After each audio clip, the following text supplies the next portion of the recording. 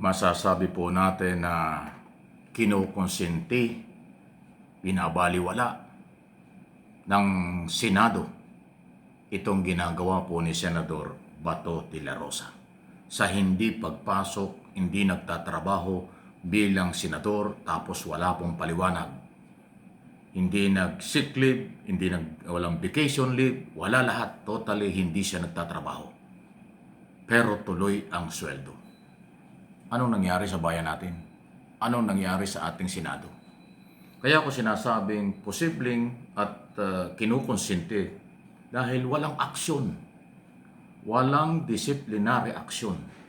Wala naman akong nadinig sa anumang mga balita mula sa Senado na ang liderato ng Senado o ang mga senador ay gumawa ng paraan, hikayatin si Bato na bumalik sa trabaho at magtrabaho dahil po sa hinahanap siya ng taong bayan na nagpapasweldo sa kanya. Ganun yan eh. Yung imahe, reputasyon, hindi lang ng isang senador, kung hindi ng buong Senado, ay talagang patuloy na bumababa. Patuloy na nawawala ang tiwala ng taong bayan sa institusyon. Hindi ko naman nilalahat dahil may mga senador na matitino pa rin. Kaya lang itong ginagawa ng liderato ng Senado sa walang aksyon at ngayon ang taong bayan pa ang china-challenge na mag-file daw ng ethics complaint para madisiplina nila. Ganon ba yun? Wala ba silang sariling disciplinary action sa senador na hindi pumapasok pero tuloy ang sweldo? Yan ang tanong natin. Paano makakabawi ang nasirang imahe ng Senado sa taong bayan kung ganitong kalambot, ganito ang dating na parang may pagkonsente sa ginagawang iskulbukol na hindi pumapasok na senador? Ano yun? Malapit na ang recess pagdating ng 18 ba o 16 nitong December, recess na naman ang Senado. Babalik sa bagong taon na. Mula po ng isang buwan na recess ang Senado, nag-resume noong November 10 o 11, hindi na nagpakita si Bato de la Rosa. Natakot sa digital warrant of arrest ni Boying Rimulya. Ano yun? Tapos sinasabi pa nga ni Cayetano, nawala daw ang karapatan ni Bato. Iniisip mo yung karapatan ni Bato, yung karapatan ng taong bayan ng paglingkuran at magtrabaho isang senador, hindi mo iniisip, Cayetano? Abogado ka pa naman, pulpul na abogado ang dating mo ngayon. Ha? Iso lang. Pero yan ang dating. Abogado ka, veterano kang congressman at senador, dapat ang inaalam mo ang kapakanan ng taong bayan. Kapakanan ng taong bayan, makita ang lahat ng pinapasweldo nila na magtrabaho. Hindi yung sinasabi mo ay nawala ang karapatan ni Bato. Anong karapatan nawala sa kanya? Hindi naman siya pinagbabawalang magtrabaho. Hinahanap nga siya at na magtrabaho, hindi ba? Karapatan daw na hindi nabigyan ng due process doon sa posibleng warrant of arrest o pag-aresto sa kanya. Aba, hindi kasalanan ng gobyerno ang kanyang kaso. Hindi kasalanan ng Estado sa kasalukuyan kung magkaroon ng warrant of arrest o merong warrant of arrest. Dahil merong kaso siya before International Criminal Court. Huwag niyong linlangin ang mga Pilipino, hindi bobo ang mga Pilipino. Matatalino ang mga Pilipino. Mr. Senator, puro kayo daktak dyan. Pero taong bayan nakakalimutan nyo, puro kayo kampihan ang kampihan dyan. Kinukonsinti nyo.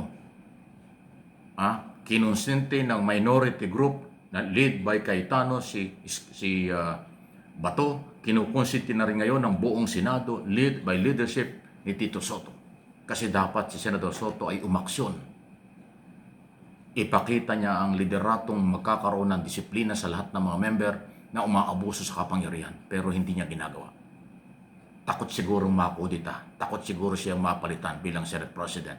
Personal interest yan, Mr. Senador. Wala sanang ganun. Pero bakit? Pag ini-interview ka, takot na takot ka. Halos hindi ka, ini-interview ka, lumalakad ka, iwas na iwas ka . Bakit ganun? Ba't hindi kayo humarap? Ang media, ang tulay ng impormasyon ng taong bayan. Bakit pinahabol-habol niyo ang media pag ini-interview kayo? Takot na takot kayong ma-interview, iwas na iwas kayong ma-interview. Kung ayaw niyo magpa-interview bilang government official, magsipag-resign kayo. Umalis kayo sa gobyerno para wala na kaming pakialam sa inyo. Habang kayo ay sumusweldo at pinapasweldo ng taong bayan, may karapatan ng taong bayan through media na maghahanap ng impormasyong totoo. Ano ang inyong ginawa? Ano ang inyong gagawin? Ano ang inyong kakayanan? Yun. Huwag kayong magmagaling sa mali na pamamaraan. Pag-iwas sa katotohanan. Pag-iwas sa pagdisiplina. Pag-iwas sa pagbibigay ng aksyon laban sa isang membro nyo na kulang ang serbisyong ginagawa. Dahil ba sa takot? Dahil kung ano, hindi nga alam natin kung takot ba o kung anong nangyayari. Kaya Senador Bato, kasama ka sa sumisira sa reputasyon ng Senado. Paano yan? Meron pa ba kayong kahihiyan o wala na talaga? Pakapala na ba? Garapala na. Ang mamamayan ay naghahanap. At ang mamamayan Pilipino, Luzon, Visayas, Mindanao at sa buong mundo, lahat ng oras may karapatan. Dahil kayo, kami, silang lahat ang nagpapasweldo sa lahat ng government official. Huwag niyong kalimutan yon. Pag nakalimutan niyo yon, sigurado, sablay na sablay kayo. Any comment, reaction, malaya po kayo. Ha? Huwag tayong matakot sa kanila. Sila ang matakot sa mamamayan dahil tayo ang nagpapasweldo sa kanila. Okay? Ano itong iba natin balita? Ito. Totoo ito. Mas matapang si Congressman Sandro Marcos, anak ng Pangulo, congressman ng unang distrito ng Ilocos, kaysa sa kay Pulong Duterte. Kasi si Marcos sumarap, matapang na sinagot ang mga tanong ng mga komisyoner ng ICI. Si Pulong umiwas. At ang kanyang dahilan, na hindi ko malaman kung sino nag-advise sa kanya, wala daw jurisdiction ang ICI sa kanya. Wow! Tinatanong ko lang, hindi naman korte yan eh. Anong mga batasan yung pinagbabasihan? Mga sangganong argumento. Walang jurisdiction. Bakit? Pagka ba corrupt, di umano'y corrupt, di umano'y merong kalokohang ginagawa, pag iniimbestigahan, ang nag-iimbestiga, wala ng jurisdiction. Ganun ba yun? Lahat ng jurisdiction, kinukontra nyo. Katulad ng pagkakahuli at yung kaso sa ICC. Kino-question ng mga Duterte yung jurisdiction ng ICC, suntok sa buwan. Etong Pangulong Marcos, mayroong binuong komite na nag-iimbestiga tungkol sa di umano'y korupsyon. Aba, sasabihin ni Pulong, walang jurisdiction sa kanya ang ICI.